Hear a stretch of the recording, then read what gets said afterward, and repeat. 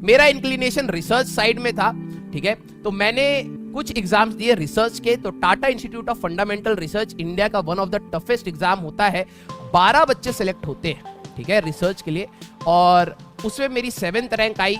Gate फोड़ा, फिर UGC net फोड़ा, एक हमारा जेस्ट का एग्जाम होता है वो बाद में मैंने फोड़ा। मैंने अपने टाइम पे 10th क्लास में, ठीक है, 94% स्कोर किए थे। और 12वीं क्लास में हमने 97% स्कोर किया था। 12वीं क्लास में मैंने कोई पर्सनल कोचिंग या कुछ भी नहीं लिया था। उसके साथ मैंने जब आईआईटी का अटेम्प्ट दिया था तब हमारा एक छोटा सा सिलेक्शन हो गया था। छोटा सा सिलेक्शन मतलब बहुत अच्छी रैंक तो नहीं आई थी, लेकिन यह छोटी सी रैंक आ गई थी, जिससे ये पता लगा कि हाँ चलो हम कम से कम उस भीड़ भाड़ में से अलग है। उन लाखों वाली भीड़ में नहीं, एटलीस्ट हजारों वाली भीड़ में तो है, ठीक है। फिर हमने सोचा कि क्यों ना इस चीज को थोड़ा सा और देखा जाए कि क्या हम भी कुछ कर सकते हैं। तो हमने 1 साल का ड्रॉप लिया। मींस 12वीं के बाद 1 साल हम अपने ही दोस्तों से जूनियर हो गए, 1 साल छोटे हो गए एकेडमिकली, और 1 साल ड्रॉप करा कोटा से, ठीक है। वहां पे बहुत अच्छे अच्छे टीचर्स से हमने पढ़ा और वहां से इंक्लिनेशन आया टीचिंग की तरफ भी और आईआईटी की तरफ भी, ठीक है। तो वहां से मेरा रैंक निकला। मैं धन्यवाद किया। बहुत अच्छा रैंक तो नहीं निकाल पाए, क्योंकि आपको शक्ल से भी तो लग ही रहा होगा ना कि बकैती काटता होगा ये इंसान तो हम काटते भी थे, ठीक है। मोस्ट ऑफ द टाइम हमने अपना वेस्ट कर दिया था उस समय, लेकिन यस भगवान की कृपा से और हमारी थोड़ी बहुत मेहनत, जो आखिरी में सद्बुद्धि आ गई कि यार अब कर लेना चाहिए, उससे रैंक आ गया, ठीक है। कॉलेज में जाने के बाद मैंने इंजीनियरिंग फिजिक्स उठाई, ठीक है, क्योंकि फिजिक्स में बहुत ज्यादा इंक्लिनेशन आ चुका था और हमें लगा कि यहीं से कुछ कर लेंगे, ठीक है। लेकिन इंजीनियरिंग फिजिक्स में जाने के बाद पता लगा कि इंजीनियरिंग भी कुछ नहीं है और फिजिक्स भी कुछ नहीं है, बस थ्योरी है कुछ भी समझ नहीं आ रहा था, ठीक है। तो फर्स्ट ईयर बहुत मुश्किल से काटा। जितनी बचपन से चीटिंग सीखी थी सारी लगा के पास हुए। फिर सेकंड ईयर, फर्स्ट ईयर सभी का कॉमन होता है, हमने ये उम्मीद रखी थी कि चलो कोई नहीं, इंजीनियरिंग फिजिक्स नहीं समझ आ रही तो हम कोडिंग करेंगे। और 8वीं क्लास के बाद से कंप्यूटर देखे नहीं थे, ठीक है।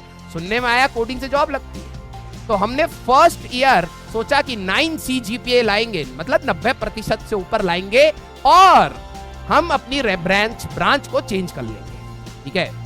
अब हुआ क्या कि 90% तो आए नहीं, और जिनके आए वो महिला मित्र थी हमारे बैच में, एक आध तो रूम में 1-2 दिखती थी, उनके और लग गए 90%, और वो और चली गई तो सारे लौंडे रह गए तो और कल्याण हो गया हमारा।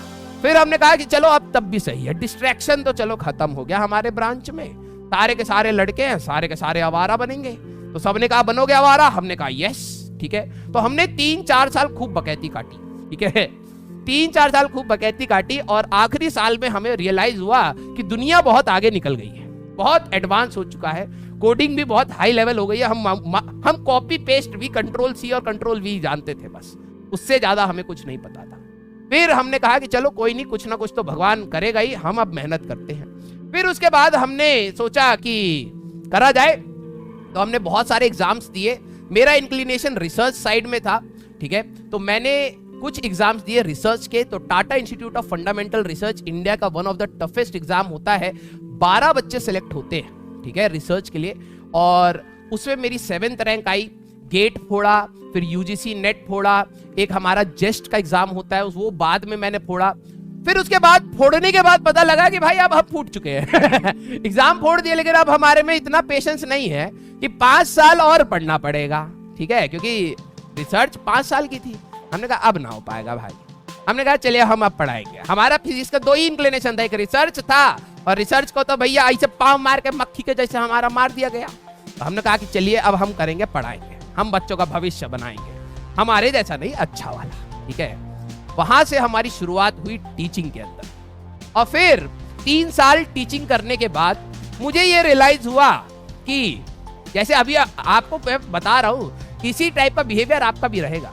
3 साल टीचिंग करने के बाद पता लगा कि चले हमने जितने कुकर्म किए थे, जितने बच्चों की रैंक हम खा गए थे, सबको बकैती कर करके क्लास में, हमने कहा चलो उतने बच्चे हमने आईआईटी में पहुंचा दिए हैं, अब हमारा मतलब जो कुकर्म का घड़ा है वो भर गया। हमने टीचिंग छोड़ी, हमने सोचा कि अब हम करेंगे रिसर्च, ठीक है।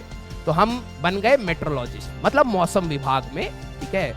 एक मेट्रोलॉजिस्ट होता है, बेसिकली एक साइंटिस्ट होता है जो मौसम का बताता है कि कब मौसम सही होगा, कब खराब होगा। उसमें फिजिक्स लगती है, ठीक है।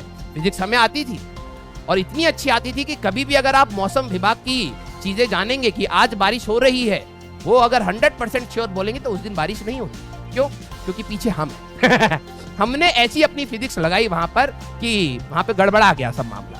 हमारी प्रिडिक्शन बिल्कुल 180 डिग्री अपोजिट हो चुकी थी। कहने का मतलब जिस दिन हम कहते थे कि आज तो भाई तूफान आएगा, उस दिन कुछ नहीं होता था। तो लोगों ने प्रिडिक्शन बना ली थी कि आज बारिश बोली गई है तो बारिश नहीं है, आज बारिश नहीं बोली गई है तो बारिश पक्का है। तो उस मोमेंट पे रियलाइज हुआ कि बिल्कुल अपोजिट हो चुकी है दुनिया यहाँ पर भी।